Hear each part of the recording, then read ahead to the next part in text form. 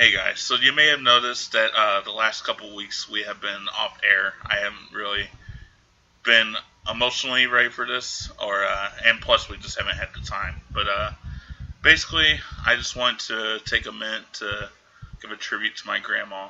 She passed away almost 2 weeks ago now, and I miss her and I love her, and it was really hard to let go, but I know she's in a better place, and I just wanted to dedicate this episode to her. So that's that. 10 minutes in, we're back. Minutes 60 to 70. Marvel, how are you doing today? I'm doing alright. Awesome. So, your challenge is going well, I assume. Keeping up so far, yeah. 21 days down? Yep, 21 movies in. Wow, and you're already done with today's movie. I am. That's great. So, list off your favorite 5 that you watched so far. Or at least 5 that have stuck out to you as movies since we last spoke. You can't say the first couple because we already talked about those. Okay. I'd say Argo was really good. I enjoyed that. That's an incredible movie. I really liked it. I didn't think that I would because it was political, and I'm not really big into political type movies. Yeah. But it was really good. Mm-hmm. I thought they did a real good job with it. I think I agree with it being Best Picture that year. Yeah, it was excellent. Yeah. Let's see, what else?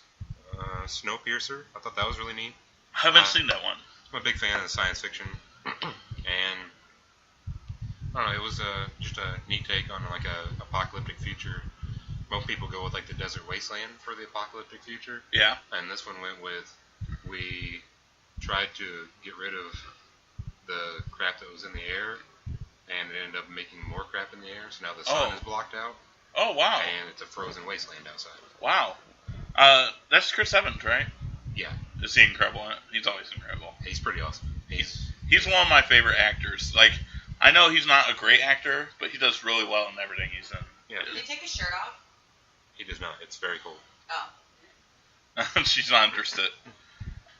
And then I was with my roommate, and his daughter was over for the weekend, so we watched some children's movies. You don't have to justify children movies. There's some really solid children movies out there. Okay. I'm just saying.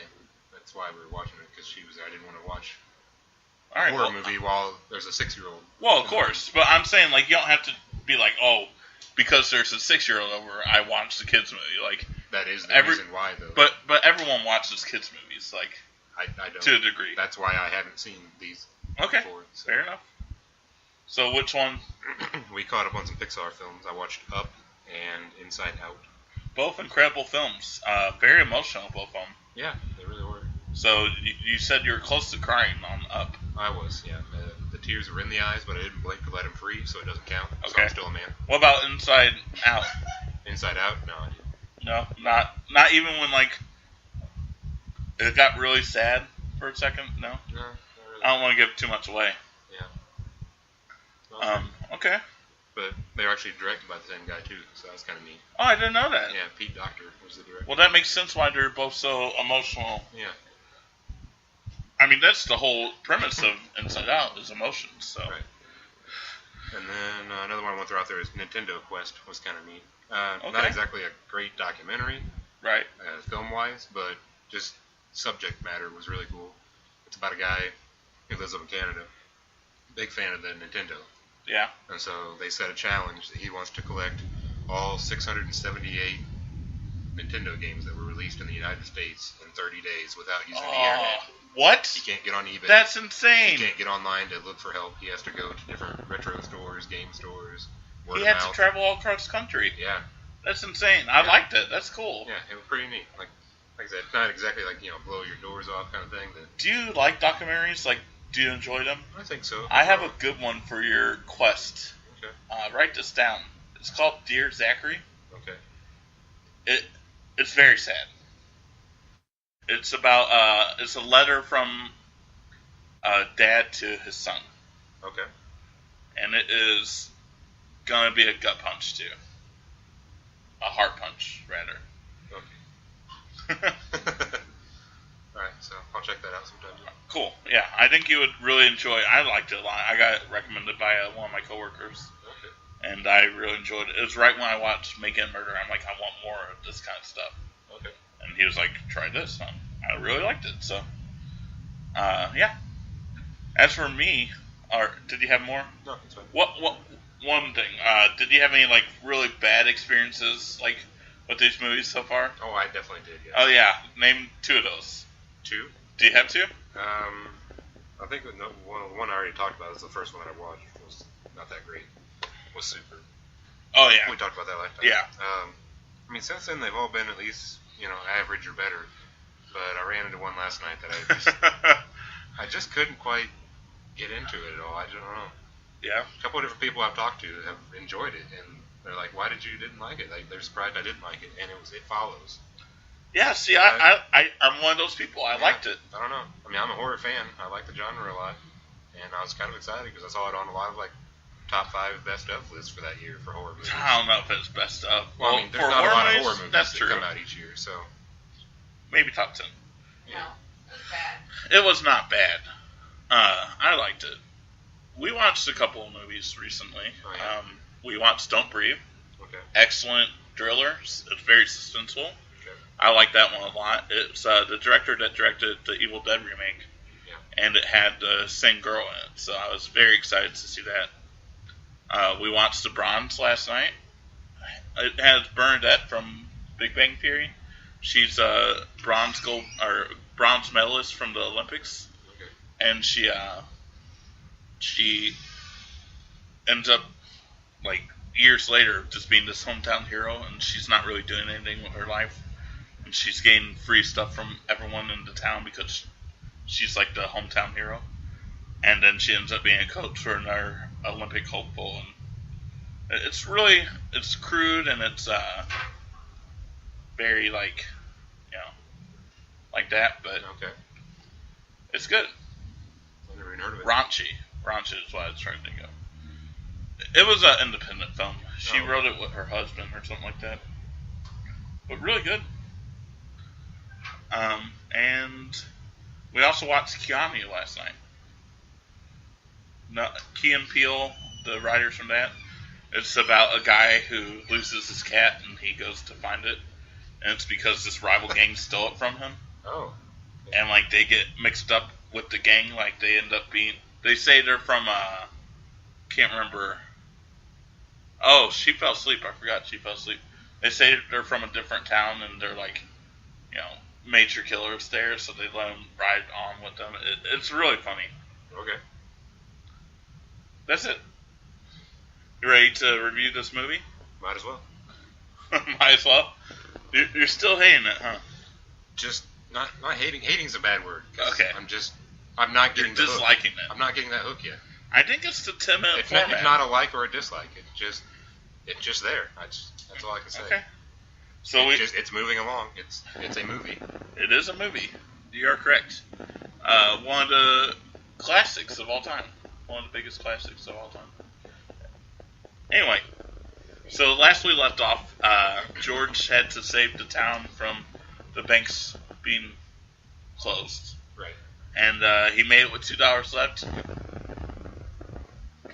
Mrs. Bailey calls, and they were supposed to go on their honeymoon. And she says, go to this hotel, which happens to be at the old abandoned house that they walked by years ago, where they drew rocks into the windows and made a wish. So he goes there, and a couple of the town folk that are friends of George have helped fix it up a little bit for the night. A little bit. A little bit. A very little bit. Very little bit.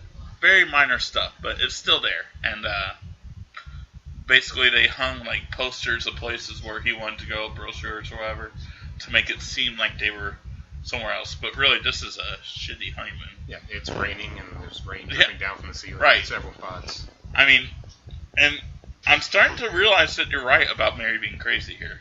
Yeah. She has this place with like a record player going. There's chickens or what then, I don't know what they were, cooking in the fireplace. But she basically starts calling this place their home. Yeah. Like, I don't think you can just go into an abandoned house and just claim it as your own. And that look she's giving him is... It kind of looks like she's going to kill him. It does. And not only that, but I mean, she's like really happy with this place, and there's water literally dripping everywhere. Yeah. This is not a livable situation. And then she reveals that wish she made when they broke the windows was this. So she wished that their honeymoon would be spent in this old ratty house with rain dripping from the ceiling, and they would have their friends outside singing lullabies or whatever they were doing. It's a love song. It's a love song. And that there's one of them in the house watching them kiss. Yeah. Like, it's kind of creepy. It is. But this also made me think of a good business idea.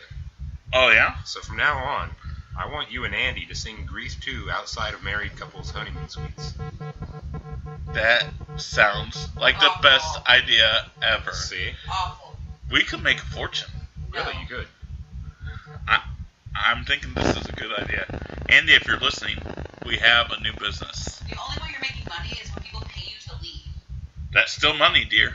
Oh, God. So then we have another flash forward. Or did they just steal someone's children and call them their own?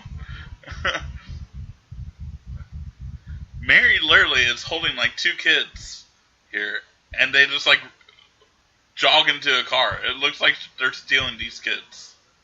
I didn't pick up on that. Oh, I was just having fun with the craziness. Oh. But you totally ruined that vibe. Way to go, man. You're awesome. Doing great. Thanks. So yeah, they have the children. There's a lot of them now. There's like 5 of them. It's not their kids, though. Nah, I don't think so. I think some of them are their kids. Not all of them, but some of them. Really? I definitely did not pick up on that. Oh, they're definitely... They're helping this family, this farm family, move to a new house. Yeah, but we're... And he's like, I'll take the kids. And so he gets all the guys' kids into his car so that the married... Unless the next flash forward's when they have kids. I'm pretty sure they're some of their kids. Really? Yeah. But afterwards, when they were talking to Sam, it was just him and Mary. There weren't any kids around. They're still there. All the kids went inside the house. To play? I think that's where they live. That's still people's Maybe, kids. maybe. It wasn't really direct. I know they have kids in the movie, so... Okay. Spoiler alert, they have kids. I'm sure you knew by now they would have kids. I was well aware. I've seen the scene before at the end with the angel wings. Well, and also, she prays for her daddy in the first minute of the... That too.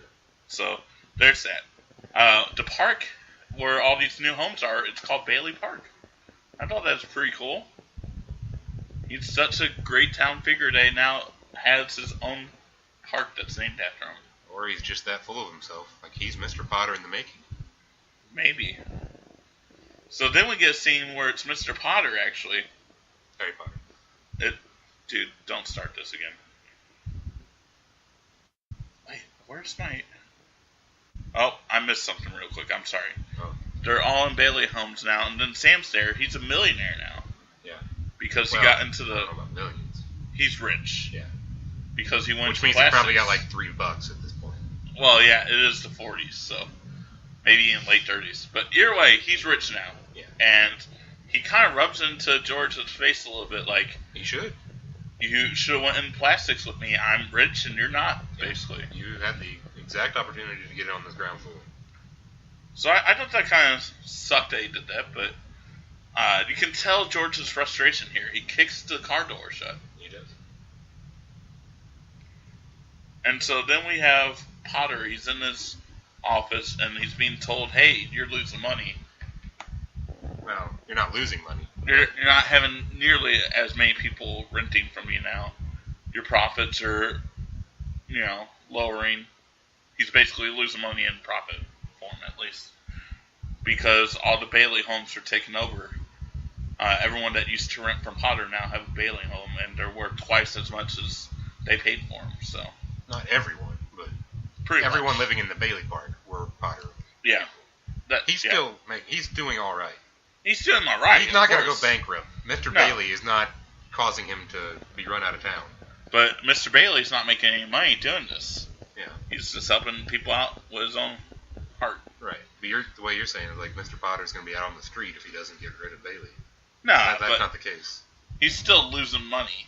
He's not making as He's much losing as, profits. He's not making as much as he could be. Yeah. That's what I'm trying to point out.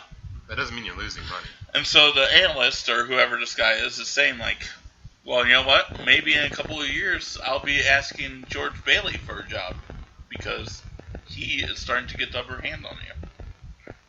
So we flash to another scene where It doesn't really flash, it cuts. It cuts to another scene where he's in the office.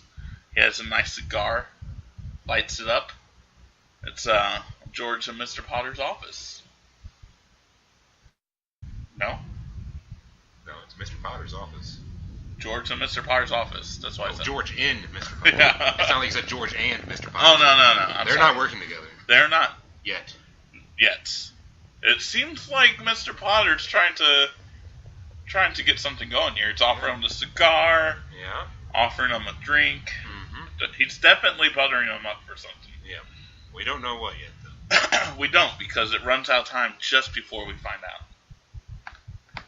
So, are you glad to be back? We were gone for quite a while here. I am. I'm really kind of wanting to get through this and Definitely. get to a good part here. So Yeah, it's coming up, man. I know. I promise. It's going to get better. I know.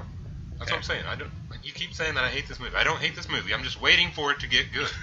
The good part is coming. I know. You can't tell me that the good part was one of these parts. True. Alright. So, till next time, right? Yeah. That's a wrap.